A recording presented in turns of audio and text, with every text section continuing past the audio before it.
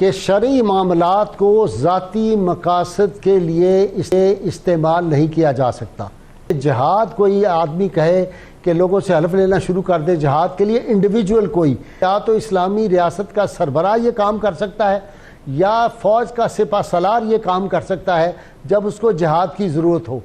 کلمہ گو لوگوں کے خلاف کلمہ گوگوں کو لڑانا جو ہے اس کو بغاوت کہتے ہیں۔ والفتنہ تو اشد من القتل، فتنہ جو ہے یہ قتل سے بڑا جرم ہے۔ سیاسی مخالفین کو یزید کہنا، کیا تھا؟ واقعہ کربلا کی کونوٹیشن استعمال کرنا، پھر یہ کہنا کہ امر بالمعروف و نہی عن المنکر جو ہمارے ساتھ کھڑا ہوا ہے وہ راہ راست پر ہے، جو ہماری مخالفت میں کھڑا ہوا ہے وہ یزید وقت ہے۔ نیکی کی طرف لوگوں کو بلاؤ، جو حلف لے رہا ہے، جو لوگوں کو انویسٹیگیٹ کر رہا ہے اس پہ آئے گا، اور اگر ان لوگوں سے جن سے اس نے حلف لیا وہ بھی عمل میں شریک ہو جاتے ہیں تو پھر ان کو بھی بعد میں سزا دی جائے گی۔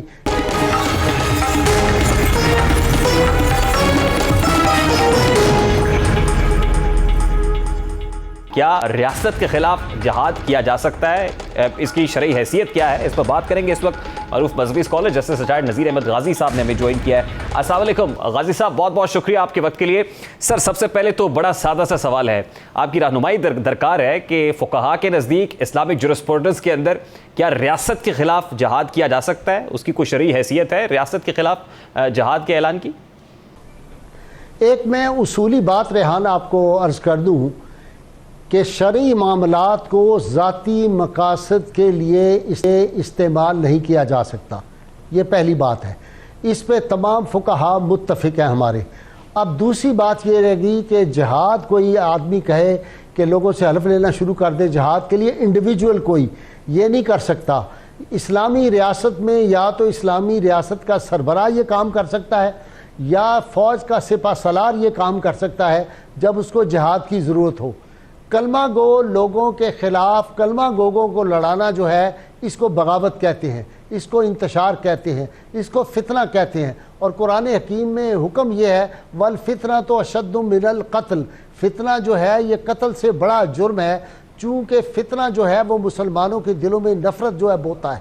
اب سوال یہ ہے کہ یہاں پر اگر کوئی مین ان اتھارٹی ہو، فوج کا سربراہ اعلان کرے، سمجھ آتا ہے، وزیر اعظم اعلان کرے، صدر اعلان کرے، تو ہمارے ہاں یہ بد نصیبی رہی کہ جب بھی ہمارے ہاں لوگوں کو ذاتی مقاصد کے لیے ضرورت پڑتی ہے تو وہ اسلام کا نام استعمال کرتے ہیں۔ غازی صاحب یہ واقعہ کربلا کی کونوٹیشن استعمال کی گئی، پھر یزید کی کونوٹیشن اپنے سیاسی مخالفین کے خلاف یزید کی تک کی کونوٹیشن استعمال کی جاتی ہے، اپنے سیاسی مخالفین کو یزید کہنا، واقعہ کربلا کی کونوٹیشن استعمال کرنا، پھر یہ کہنا کہ امر بالمعروف و نہی عن المنکر جو ہمارے ساتھ کھڑا ہوا ہے وہ راہ راست پر ہے، جو ہماری مخالفت میں کھڑا ہوا ہے وہ یزید وقت ہے۔ نیکی کی طرف لوگوں کو بلاؤ، میں عرض کرتا ہوں امر بالمعروف کا مطلب ہے لوگوں کو نیکی کی طرف بلاؤ، برائی سے ان کو منع کرو، ہتھیار اٹھانے کا نہیں۔ 50 سال سے جب سے میں نے ہوش سنبھالی، میں جب کوئی غیر شرعی کام ہوتا ہے، ختم نبوت کا ہو، ناموس رسالت کا ہو، اسلامی قوانین کا ہو، میں بات کرتا رہا ہوں،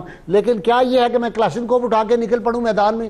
اور پھر آپ کی حکومت میں اگر کوئی بندے نکلے ہیں جلوس نکال لیں، میں ٹی ایل پی کا کوئی حمایتی نہیں ہوں، نہ ان کے حق میں ہوں، لیکن وہ نکلے ہیں تو آپ نے پل توڑ دیے، سڑکیں توڑ دیں، اور ایسے لگا کہ جیسے کوئی انڈین جو آرمی اس نے حملہ کر دیا ہے۔ غازی صاحب آپ کو ہم نے پروگرام میں زحمت دی، اصل میں ہم آپ سے رہنمائی حاصل کرنا چاہتے ہیں اور ہم چاہتے ہیں کہ میسج کو بھی سمجھ آئے، یہ بڑا امپورٹنٹ معاملہ ہے۔ دیکھیے اس وقت یہ کہا گیا، کبھی نیوٹرلز کا لفظ استعمال کیا گیا، پھر کہا گیا کہ نیوٹرل تو جانور ہے، پھر آج کل ہم چوکی دار کا لفظ استعمال کرتے ہوئے سن رہے ہیں، اور یہ کہا جاتا ہے کہ جی آپ کے گھر پر اگر کوئی ڈاکہ ڈالے اور پھر آپ چوکی دار سے پوچھے بھی نہ، یہ جو کونوٹیشنز استعمال کی جا رہی ہیں یہ ریاستی ادارے کے خلاف استعمال کی جا رہی ہیں یا ان کے سربراہان کے خلاف استعمال کی جا رہی ہیں۔ دیکھیے وہ فوج جو ہماری نظریاتی اور جغرافیائی حدود کی، غازی صاحب ایک منٹ، جو فوج ہماری نظریاتی اور جغرافیائی حدود کی پاسبان ہے، آپ اگر یہ کہیں کہ اپنے میسز کو کہ آپ اسی فوج کے یا اس ادارے کے خلاف کھڑے ہو جائیں یا ان سے جواب طلبی کریں اور پھر نکلیں آپ اور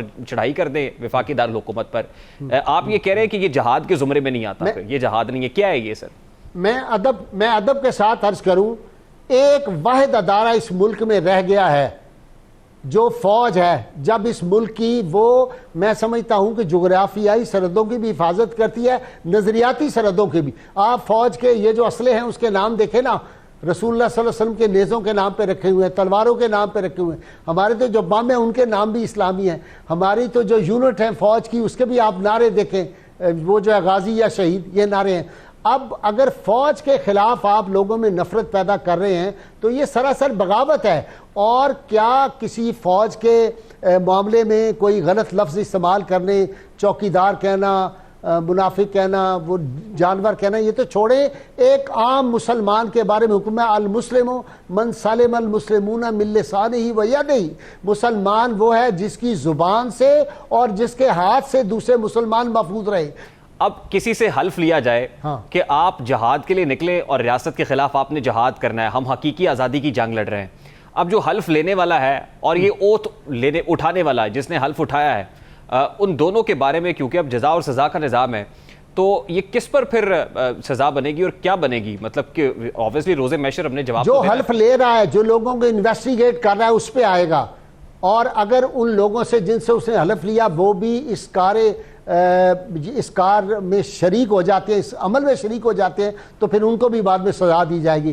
لیکن مجرم نمبر 1 وہ ہوگا جو ان سے حلف لے، ان کو انویسٹیگیٹ کرے، ان کو غلط راہ پہ چلائے، ان کو غلط طرف لے کے جائے.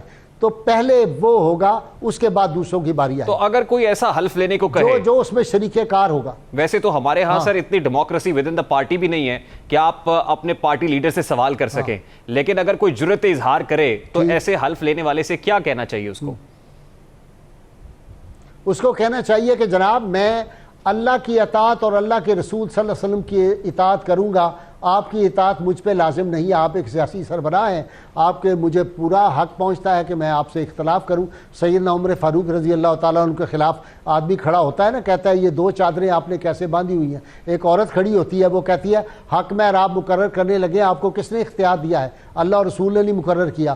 تو اس کو جا کے کہنا چاہیے، اس پارٹی کے لوگوں کو کہنا چاہیے جناب یہ شریعت کی ٹرم اپنے ذاتی مقاصد، اپنے سیاسی مقاصد کے استعمال نہ کریں. بہت بہت شکریہ غازی صاحب آپ کے وقت کے لیے. جسٹس ریٹائرڈ نذیر احمد غازی صاحب ہمارے ساتھ موجود تھے. جہاد کی تعریف بھی انہوں نے بتا دی اور پھر یہ بھی بتایا کہ اسلامک جورسپروڈنس اور جو خاص طور پہ فقہ کے معاملات ہیں اس کے اندر ریاست کے خلاف کھڑا ہونا وہ یقیناً جہاد نہیں ہے، وہ فتنہ ہے، وہ انتشار ہے اور اس کو فتنے کے ساتھ ہی تعبیر کیا جا سکتا ہے. ابھی ایک بریک لیں گے اور بریک کے بعد جب واپس آئیں گے اداروں کو سیاست میں کون گھسیٹنا چاہتا ہے اس پر بات کریں گے. اس بریک کے بعد ہمارے ساتھ بھی